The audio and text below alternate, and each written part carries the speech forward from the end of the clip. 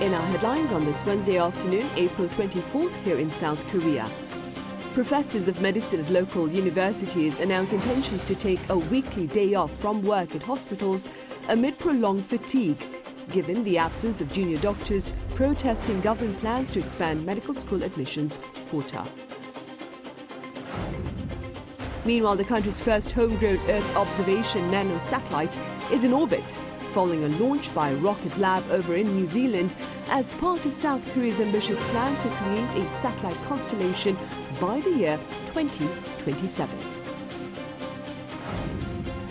Also, data by Statistics Korea show the number of newborns plunging to 19,362 in February, down 3.3% on year, to mark the lowest for any month of February since the year 1981. We may be looking ahead to a greater healthcare vacuum as professors of medicine who also serve as senior doctors at major hospitals announce a weekly day off from work, while others speak of stepping down as they claim their resignations tendered a month ago take legal effect starting tomorrow, that is Thursday. Our Choi Soo-young has the latest. 4 medical professors from Seoul National University announced on Wednesday they will leave their positions completely as of May 1st. On Tuesday, professors from leading hospitals nationwide decided to halt all outpatient services and surgeries 1 day a week due to fatigue resulting from the prolonged junior doctors' walkout. So far, the majority of the medical professors from Seoul National University and Ulsan University said they will bring this in from April 30th and May 3rd, respectively. The South Korean government stated its determination once again to complete its healthcare reforms and expressed regrets of the professors' decision. Medical school professors, please join us in dialogue rather than collective action. The government is committed to addressing concerns without adding to the cause in healthcare. Trainee doctors have been calling for the government to completely withdraw its plan to expand the annual medical school admission quota by 2,000 places. Since March 25th, professors have submitted their resignations in support of the resident doctors' protest against the government's plan. With medical professors' resignations set to take effect this Thursday, patients' anxiety is escalating. Emergency and severe care services are not expected to be affected. However, the Korea Alliance of Patients Organization urged on Monday the professors to stay in their hospitals and not walk out. To alleviate patients' concerns, the Health Ministry announced on Wednesday that, under the government's emergency response system, the number of cooperating hospitals for cancer patients will be expanded from the existing 47 to 68. The ministry added that the government proposed social consultation to address the healthcare reform will be launched on Thursday. It will have around 26 members, including health ministry officials, doctors' groups, nurses, pharmacists, and patients. However, the Korean Medical Association, the largest doctors' group, and the Korean Intern Residents Association have declared that they won't participate. Choi Soo-young, Arirang News. Korea's first homegrown Earth observation satellite is in space, having shared a ride with NASA on board a rocket launched by Rocket Lab from New Zealand. Our An Sang-jin has details. A rocket launches into space, carrying its payload from South Korea. That payload is an Earth observation nano-satellite developed by the Satellite Technology Research Center at the Korea Advanced Institute of Science and Technology. It's being taken into space by U.S. company Rocket Lab's lightweight Electron orbital rocket, which was launched on Wednesday morning from Mahia, New Zealand.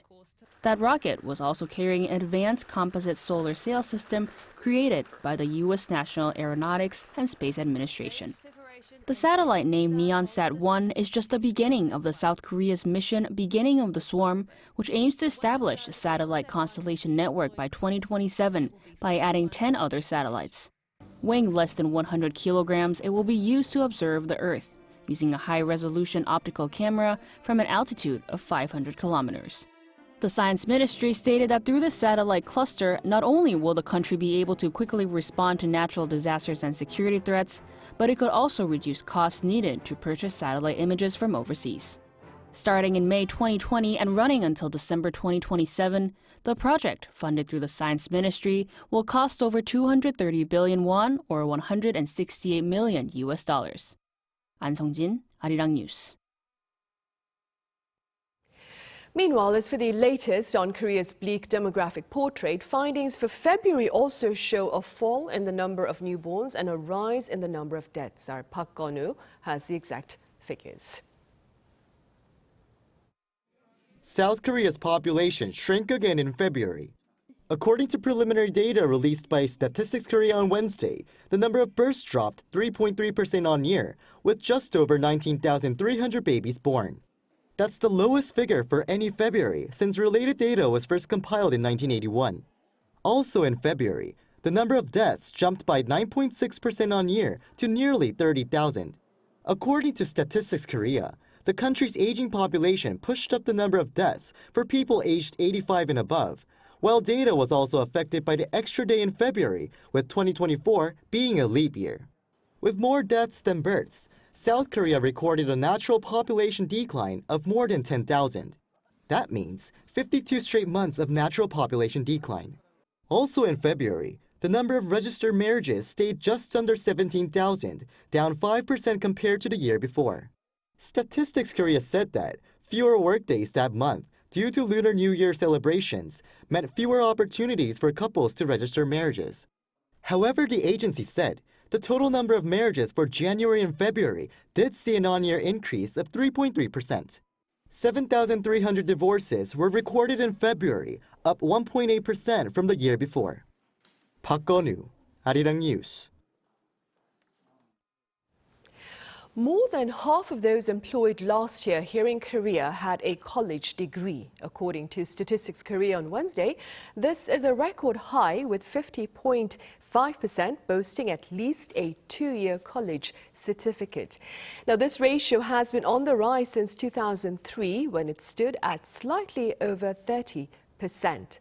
Also, as expected, findings show most college degree holders were employed at large companies as compared to their smaller counterparts. Also in local news, a cashback arrangement for public transportation is being rolled out nationwide today. Kpass cards are available now ahead of their official launch on May 1st. That would be next Wednesday. The card offers a refund for a maximum of 60 trips on public transportation if used at least 15 times per month. Low-income users can receive a 53% refund, while people aged 19 to 34 can get 30%. A 20% refund is promised to all other cardholders. Members of the media from a dozen African countries are here in Korea to witness firsthand Korea's advances in agricultural technology. The gathering comes ahead of Korea's summit with its African counterpart this summer. Our business correspondent Lee Soo-jin reports. Another step is being taken to bring South Korea and African nations closer together. Ahead of the first ever Korea-Africa Summit, which will be held on June 4th and 5th in Seoul, journalists from 12 African countries were invited to visit South Korea for a week to learn about the various areas of cooperation. These include infrastructure projects such as building and upgrading railway networks, as well as agriculture development. The visit presents an opportunity for us to tap into the Korean agriculture sector, tap in knowledge, obviously Korea being more advanced. The journalists attended a workshop and press conference to learn more about South Korea's official development assistance projects in the agricultural field. The Rural Development Administration currently operates both bilateral projects through KOPIA, the Korea Partnership for Innovation of Agriculture, and multilateral projects through Kpass, the Korea-Africa Food and Agriculture Cooperation Initiative, to share and develop localized agriculture technology. These projects have been largely successful, with rice production in Ghana reaching 970,000 metric tons in 2020 compared to 460,000 metric tons in 2011. And the Rural Development Administration also officially launched the K Rice Belt initiative with the Agriculture Ministry as an extension of these ODA projects. Our goal is to supply food to over 30 million people by helping the 7 African nations become capable of producing 10,000 metric tons of high-quality seeds. A government official from the Gambia says that they have made achieving this goal their top priority. We eat rice 2 times minimum every day. The seed that we are getting now is high yielding.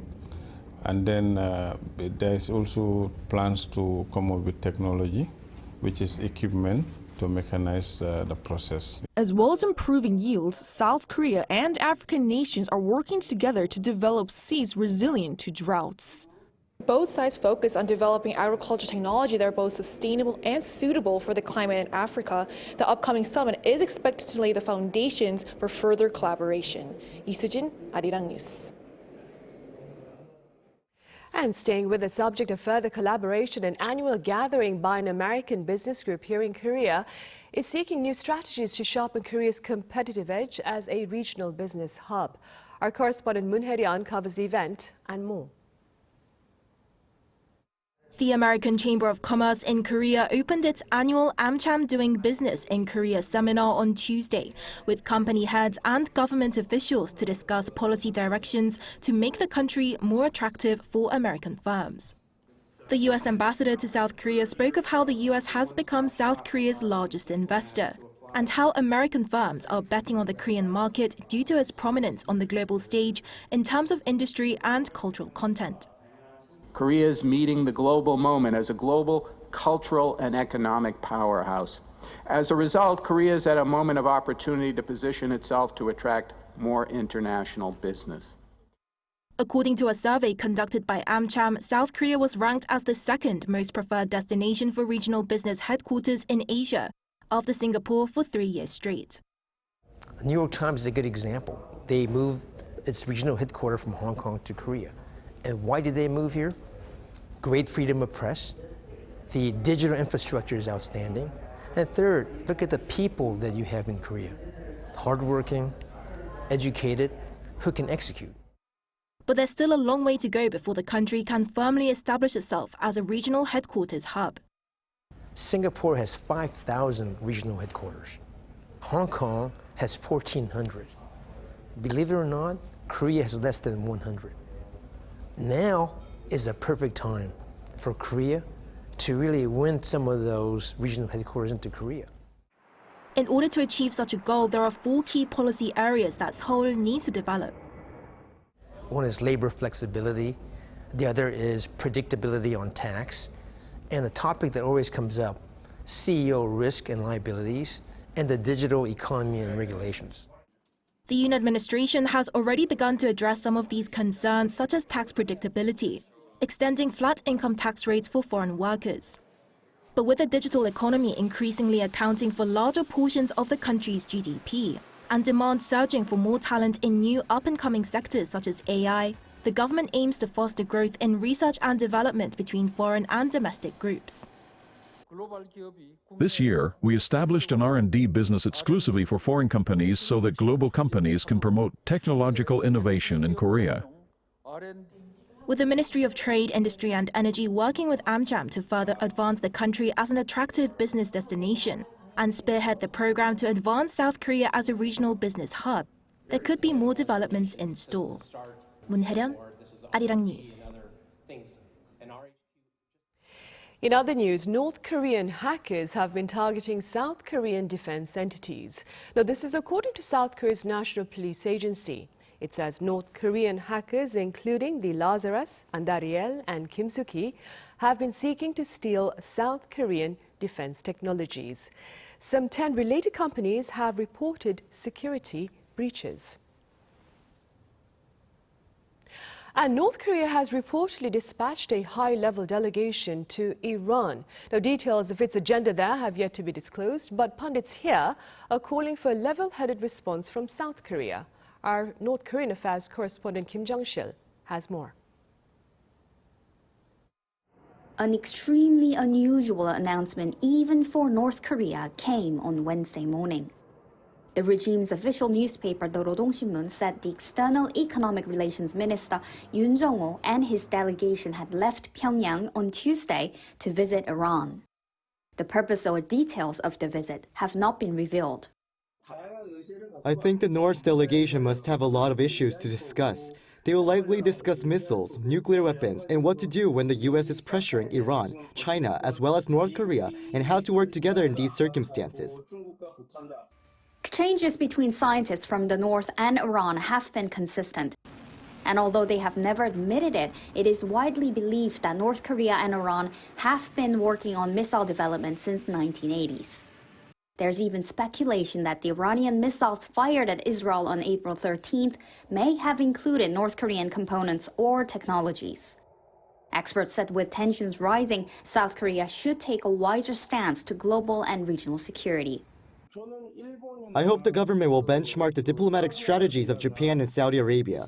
For instance, Japan appears it's not that close with China and is a key member of America's East Asia-Pacific strategy, but Japan somehow manages a neutral relationship with China and with Iran as well. This is because Japan doesn't stir the relations firsthand amid closely cooperating with the U.S. Experts added the alliances in the international communities now are driven by countries' respective national interests and said they hope South Korea will take a calmer approach and make diplomatic decisions more wisely. Kim Jong-sil, Arirang News. And in the Middle East, Israel's military offensive against Hamas in northern Gaza appears to have resumed after a halt of some 4 months. Our Ising reports. The Israeli military carried out its most powerful airstrikes in weeks across Gaza Strip on Tuesday. According to Reuters, Israeli soldiers ordered residents to evacuate, telling civilians that they were in a dangerous combat zone.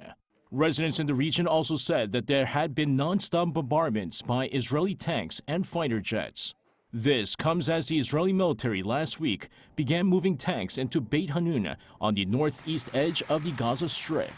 It's also been nearly 4 months since Israel halted its offensive in the northern enclave after claiming that Hamas had lost control of the region. Despite the Israeli military withdrawing most of its troops from southern Gaza earlier this month, leaving behind only 1 brigade, airstrikes and ground offensives were also reported in central and southern regions of the Gaza Strip. Hamas has reorganized its battle lines and restarted its resistance against Israeli forces, firing rockets toward southern Israel. In a video message aired on Al Jazeera to mark the 200th day of the war, a spokesman for Hamas said that Israel had suffered nothing but humiliation and defeat and urged an escalation of the war on all fronts.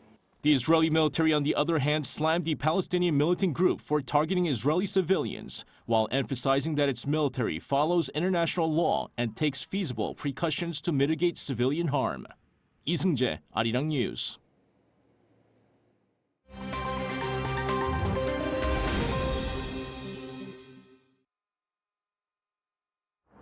Let's take a look at the latest news in the world now.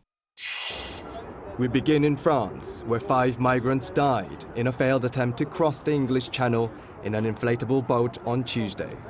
According to a local official, a 7-year-old girl, a woman, and 3 men died in the incident, which involved a small boat carrying 112 people near the French resort town of Wimereux. The overcrowded boat reportedly hit a sandbank, causing a number of passengers to fall into water. A patrol boat was immediately dispatched to the scene, where rescuers found several people unconscious.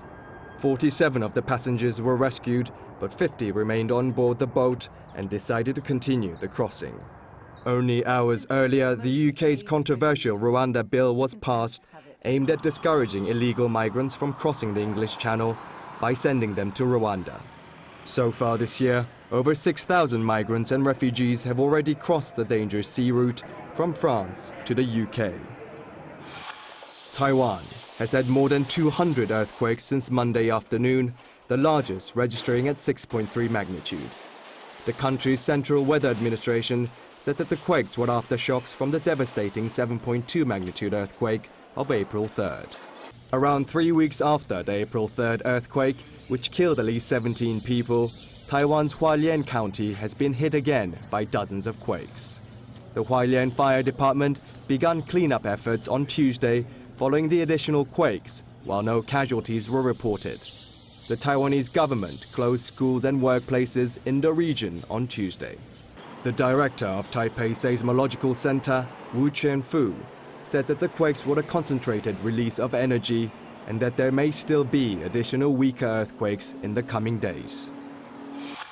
Now to Malaysia, where two Navy helicopters collided in midair during a naval parade rehearsal on Tuesday morning, killing all 10 crew members.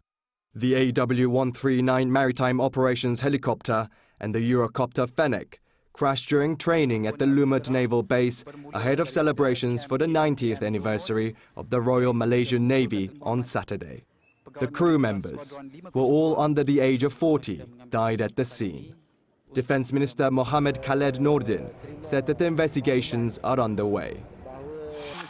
A guitar played by Beatles legend John Lennon is set for auction after having been lost for 50 years. The 12-string acoustic guitar was found in the attic of a home in the UK by the son of its current owners. The guitar, which featured in the group's Help and Rubber Soul sessions, goes under the hammer at the Music Icons auction event at New York's Hard Rock Cafe on May 29th. The organizer, Julian's Auctions, said that the guitar, an early 1960s Hootenanny acoustic guitar, is expected to fetch a price exceeding its estimate of $600,000 to $800,000 US. Kim Xiao, Arirang News.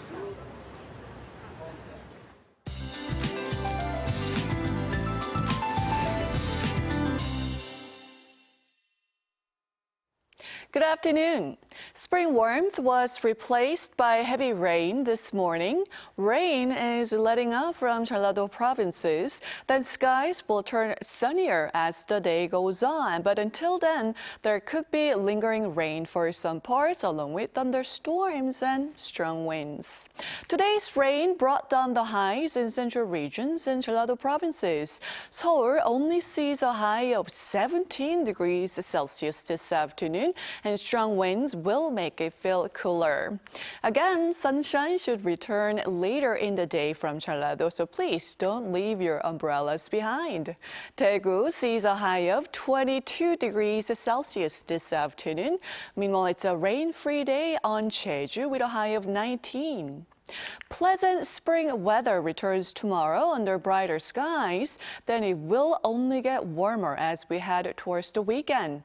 We could even have a glimpse of summer weather this weekend again, with an expected high of 29 degrees Celsius here in the capital. With that in mind, let's take a look at the international weather conditions.